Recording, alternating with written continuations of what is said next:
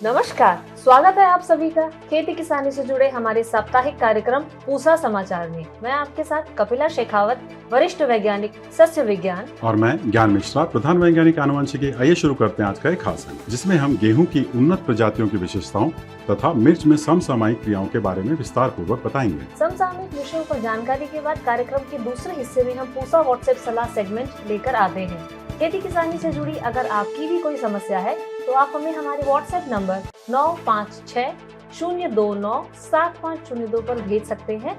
WhatsApp के माध्यम से ही हम हमारे विशेषज्ञों द्वारा उसका समाधान आपको उपलब्ध कराते हैं।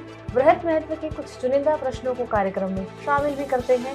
उसके अलावा तीसरे और अंतिम सेगमेंट में हमेशा की तरह मौसम खबर। आगे बढ़ने से पहले आप सभी से अनुरोध है कि हमारे संस्थान के YouTube चैनल को जरूर सब्सक्राइब करें, साथ ही बेल आइकन दबाना भी न भूलें, ताकि हमारे चैनल पर अपलोड किए गए सभी वीडियोस के नोटिफिकेशन आप तक समय से पहुंच सके। भारतीय कृषि अनुसंधान संस्थान पूसा नई दिल्ली अपना 61वां दीक्षांत समारोह इस वर्ष 20 से 24 फरवरी के दौरान मनाने जा रहा है। इस दीक्षांत समारोह के मुख्य अतिथि हमारे देश के माननीय उपराष्ट्रपति श्री जगदीप धनखड़ जी होंगे। 61वें दीक्षांत समारोह के मुख्य आकर्षण के बारे में बता रहे हैं हमारे संस्थान के निदेशक डॉक्टर अशोक कुमार सिंह। नमस्कार, मुझे आपको बताते हुए खुशी हो रही है कि संस्थान का 61वां दीक्षांत समारोह 24 फरवरी को आयोजित किया जा रहा है और इस अवसर पर भारत के महामहिम उपराष्ट्रपति श्री जगदीप धनखड़ जी मुख्य अतिथि होंगे, जिनके द्वारा 400 से अधिक छात्रों को MSc और PhD की डिग्री प्रदान की जाएगी। खाद्य सुरक्षा को सुनिश्चित करने के साथ ही साथ गेहूं विभिन्न प्रकार के व्यंजनों जैसे कि रोटी, पास्ता, पिज्जा, बिस्कुट इत्यादि में बहुतायत से उपयोग होता है। इन खाद्य पदार्थों की गुणवत्ता को बनाए रखने हेतु गेहूं की अलग अलग किस्मों का विकास किया जाता है। जी, और पूसा संस्थान ने भी ऐसे गेहूं की कई उन्नत प्रजातियों का विकास किया है जो पोषण की दृष्टि से तो उत्तम है ही, इन सभी उत्पादों को बनाने में भी श्रेष्ठ है। इसके बारे में विस्तार से बता रहे हैं हमारे संस्थान के विशेषज्ञ डॉक्टर राजवीर यादव। गेहूं कॉमन तौर पे इंडिया के अंदर सबसे ज्यादा चपाती के रूप में खाया जाता है, दूसरा ब्रेड के रूप में खाया जाता है, तीसरा पिज्जा के रूप में खाया जाता है और कुछ हद तक बिस्कुट के रूप में। तो मैं आज आपको डिफरेंट वैरायटियों के इनके डिफरेंट प्रोडक्ट के बारे में, उनकी क्या खासियत है और वो किस रूप में ज़्यादा सुटेबल है। जैसे हमारी पिछले साल जो रिलीज हुई थी वैरायटी HD 3226, इसके अंदर ग्लूटेन भी स्ट्रॉन्ग है और चपाती के रूप में ये वैरायटी जितने भी कंज्यूमर ने कंज्यूम की है लास्ट ईयर, उनकी बहुत ही अच्छी रिपोर्ट है। खासकर इसके चपाती के 3 ट्रेट हैं। अब भाई उसके अंदर पफीनेस यानी चपाती कितना फूलती है, उसका कलर कैसा रहता है और जब खाते हैं तो वो कितनी आराम से टूटती है। तो इन सारे चारों गुणों के अंदर ये अच्छी पाई है और ज़्यादातर कंज्यूमर की बहुत ही अच्छी रिपोर्ट है। दूसरी हमारी जो बहुत ही लार्ज एरिया में ग्रोन वैरायटी है HD 2967, उसके बारे में लोगों को पता ही है कि इसकी चपाती ज़्यादातर बहुत वाइट कलर की बनती है और पफीनेस बहुत ही अच्छी आती है।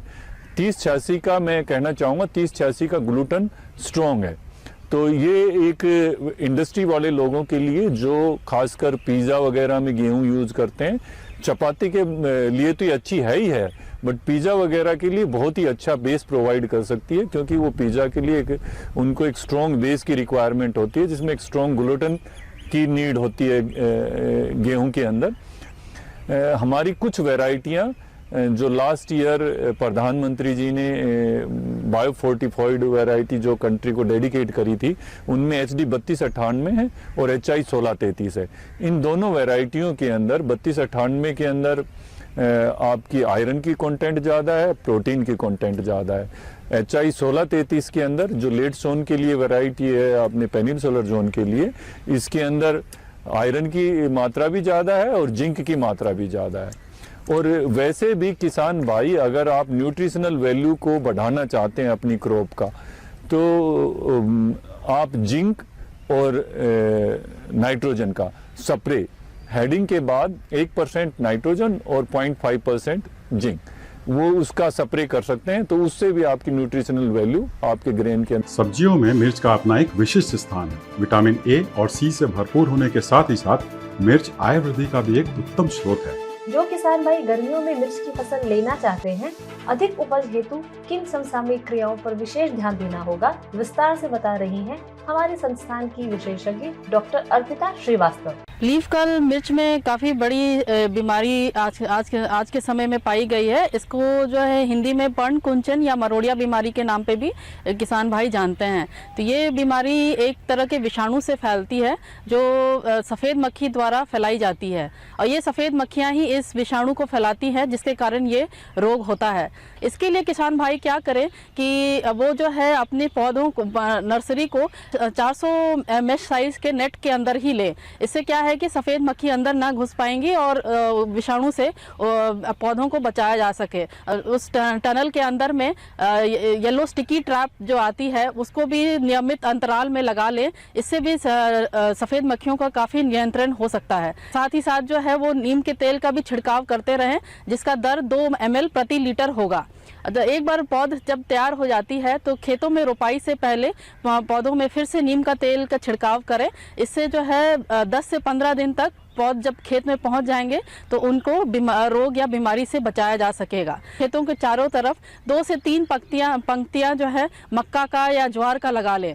इससे मक्के या ज्वार की ये खासियत होती है कि ये सफ़ेद मक्खियों को रोकते हैं। एक बार खेतों में जब पौध आ गया है तो किसान भाइयों को ये ध्यान रखना है कि खरपतवार खेतों में बिल्कुल ना रहे, क्योंकि ये खरपतवार जो है कई तरह के कीटों का घर होता है। इसमें जो है सफ़ेद मक्खी जो है मुख्य रोग वाहक है।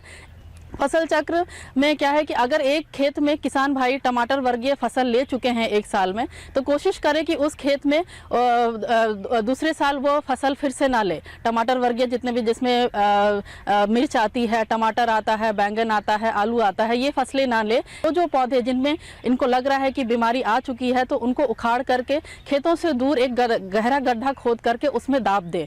इसमें कई सारी रासायनिक दवाइयाँ आज के दिन में मौजूद हैं, जैसे है डाइमेथोएट है, ये लिक्विड में आता है, तो 2 ml प्रति लीटर के दर से छिड़काव करें। फिर डाइफेंथ्योरॉन जिसका दर है 0.5 ग्राम प्रति लीटर दर से छिड़काव कर सकते हैं। लेकिन एक चीज़ का ध्यान किसान भाइयों को रखना है कि जब भी इनका छिड़काव करें तो बदल बदल के करें, एक ही दवाई का छिड़काव लगातार ना करें। साथ ही नीम का तेल भी मिला सकते हैं दवाइयों के साथ, तो नीम के तेल का जो दर रहेगा वो 5 ml प्रति लीटर होगा। अगर आप प्रतिरोधक जो किस्में जो लगा रहे हैं वो रोग प्रतिरोधक किस्में हों, जिसमें से हमारे संस्थान से एक किस्म है पूसा सदाबहार, इसमें काफ़ी हद तक रोग को रोकने की क्षमता होती है। इस समय एक और कीट जो सबसे ज़्यादा प्रचलित है वो माहू है, जिसको अंग्रेजी में थ्रिप्स बोलते हैं। ये एक तरह के दूसरे विषाणु को फैलाती है जिसको टॉस्पोवायरस बोलते हैं। तो इसमें भी जो है पत्तियों में कड़ापन आना, पत्तियां मुड़ना, ये सब बीमारियां देखी जा सकती हैं। तो इसके बचाव के लिए अलग अलग तरीके की रासायनिक दवाइयां हैं, जिसमें से डाइमेथोएट आती है। तो सफ़ेद मक्खियों के लिए जो भी बचाव हमने बताया है वही सेम पद्धति आपको माहू के बचाव के लिए भी करना है, बस दवाइयाँ थोड़ी सी बदल जाती हैं। जिसमें से अलिका नाम की जो दवाई है वो आप इस्तेमाल करें। इसका दर जो है लगभग 1 ml प्रति लीटर रहेगा, उसका छिड़काव करके इस कीट से आप बचाव कर सकते हैं। पूसा समाचार में अब समय है पूसा व्हाट्सएप सलाह सेगमेंट का, जहां हम आपके द्वारा भेजी गई खेती किसानी से जुड़ी समस्याओं का समाधान बताएंगे। अल्मोड़ा उत्तराखंड से धर्म सिंह जी ने शिमला मिर्च की फसल में कीट लगने की समस्या बताई है। आपकी फसल में एफिड नामक कीट का प्रकोप हुआ दिखाई दे रहा है। इसके रासायनिक नियंत्रण हेतु इमिडाक्लोप्रिड की 60 से 65 मिलीलीटर मात्रा को 200 लीटर पानी में घोल बनाकर 1 एकड़ की दर से छिड़काव करें। उत्तर प्रदेश से नितिन श्रीवास्तव जी ने अनार के फलों में गहरे भूरे रंग के धब्बे बनने की समस्या बताई है। आपकी फसल में बोरॉन और जिंक दोनों की ही कमी दिखाई दे रही है। इसके नियंत्रण हेतु बोरिक एसिड की 400 ग्राम मात्रा, साथ ही साथ जिंक सल्फेट की भी 400 ग्राम मात्रा को 200 लीटर पानी में घोल बनाकर 1 एकड़ की दर से छिड़काव करें। होशंगाबाद मध्य प्रदेश से भंवर सिंह राजपूत जी ने बैंगन के फलों में छेद होने की समस्या बताई है। आपकी फसल में फ्रूट बोरर यानी फल छेदक नामक कीट का प्रकोप हुआ है। इसके समाधान के लिए सर्वप्रथम संक्रमित फलों को खेत से हटा दें और रासायनिक नियंत्रण हेतु स्पाइनोसाइड की करीब 60 से 65 मिलीलीटर मात्रा को 200 लीटर पानी में घोल बनाकर 1 एकड़ की दर से छिड़काव करें। 15 से 20 दिन के अंतराल पर एक छिड़काव पुनः किया जा सकता है। अमेठी उत्तर प्रदेश से सोमेश्वर सिंह जी ने पपीते की पत्तियों के सूख कर गिरने की समस्या बताई है। आपकी फसल में माइट्स नामक कीट का प्रकोप हुआ है और इसके समाधान हेतु 10 दिन के अंतराल पर स्पाइरोमेसिफिन की करीब 100 मिलीलीटर मात्रा को 200 लीटर पानी में घोल बनाकर 1 एकड़ की दर से छिड़काव करें।